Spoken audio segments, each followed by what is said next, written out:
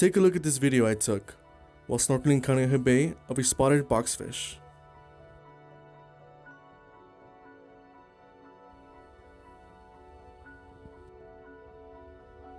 Wait, stop right there.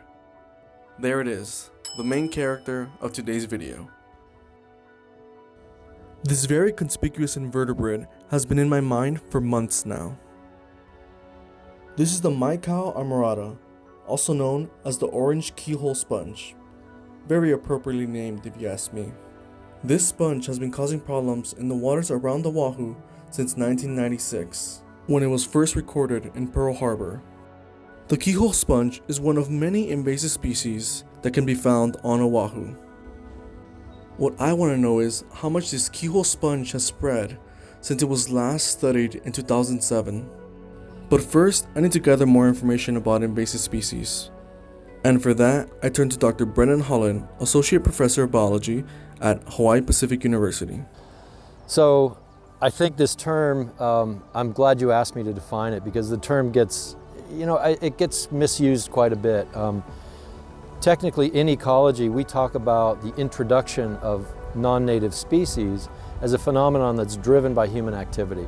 And so once a species is captured, translocated, and delivered to a non-native area, it isn't necessarily an invasive species. At that point, we define that species as being non-native, exotic. There's several synonyms that have the same meaning, or introduced. Now, for something to sort of be raised to the status of invasive, we have to identify negative impacts, basically. And we think about these negative impacts as having three different effects: either economic, human health, or environmental. And it can be one, it can be all three. Some really devastating invasive species affect all three of those categories. When it comes to the keyhole sponge, it is considered invasive because it has a negative effect on the environment. Kaneohe amarata competes with native sponge species for resources such as food and habitat.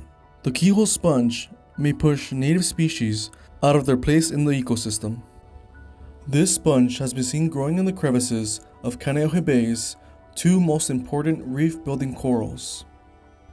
In doing so, the sponge is damaging a crucial piece of the bay's ecosystem. But how did this and other invasive species spread from their native environments to where they are now? Sometimes we break this down into intentional versus unintentional.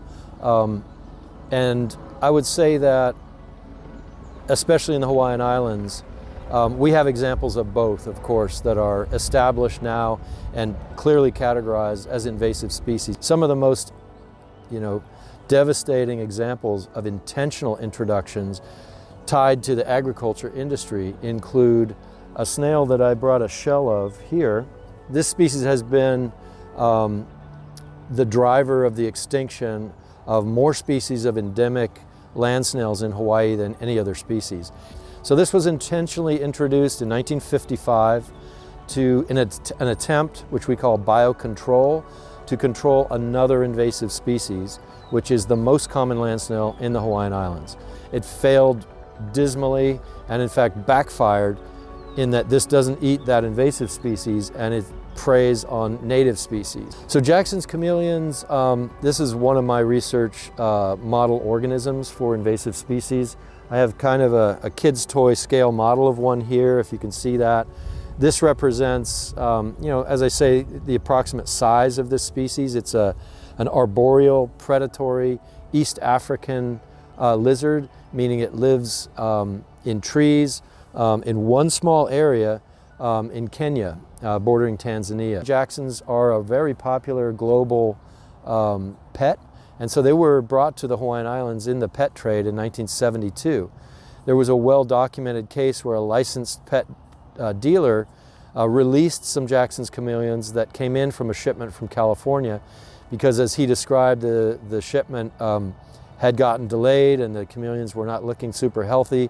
They looked dehydrated, so he opened the box, put it out in his backyard in Windward, Oahu, went back inside, proceeded to forget about them or whatever, came back, and the invasion had begun.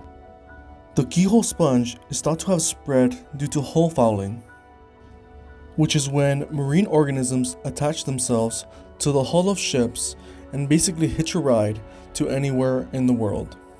Now that I know a little more about this invasive sponge, I think it is time for me to do my own research. Time to hit the waters of Kaneohe Bay.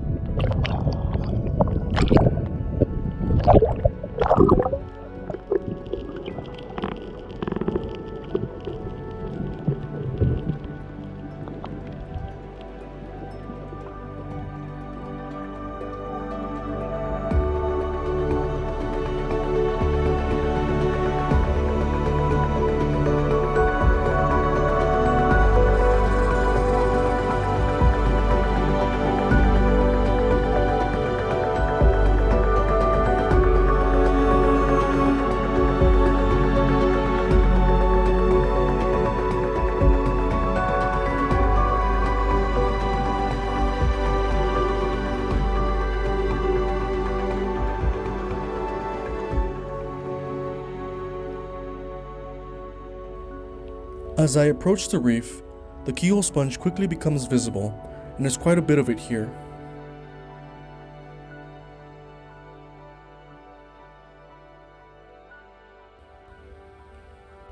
To measure the percent coverage of keyhole sponge at these reefs, we lay down several transects and photograph quadrats along them.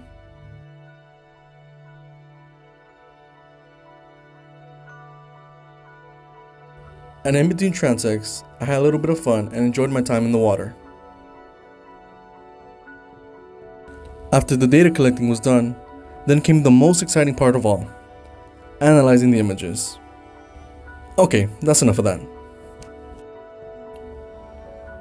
Let's skip ahead and look at some of the results. This bar chart shows the average percent cover of keyhole sponge found on the windward and leeward sides of several reefs. Visibly, there is much variation between the different sides of the reefs. We see that at most reefs, there is a significantly greater amount of keyhole sponge on the windward side.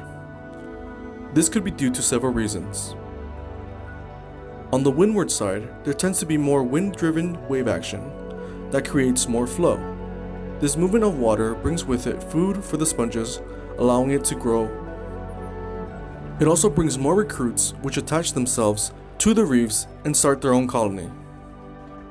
Greater flow also allows for more coral growth, which in turn creates new spaces for the sponge to grow. The next chart compares the average percent cover of reefs 1 and 4 in 2007 and in 2022. The averages from 2007 were taken from the 2007 paper of Coles et al. We can see that in both reefs, the average dropped by about half. In 2007, there were fears that the sponge would continue to grow and completely take over. But that's not what the data show. One reason for this decline could be that sponge predators, such as the cowrie, have learned to consume the keyhole sponge. Even though the sponge seems to be in decline, further studies are required to decide if it is no longer a problem.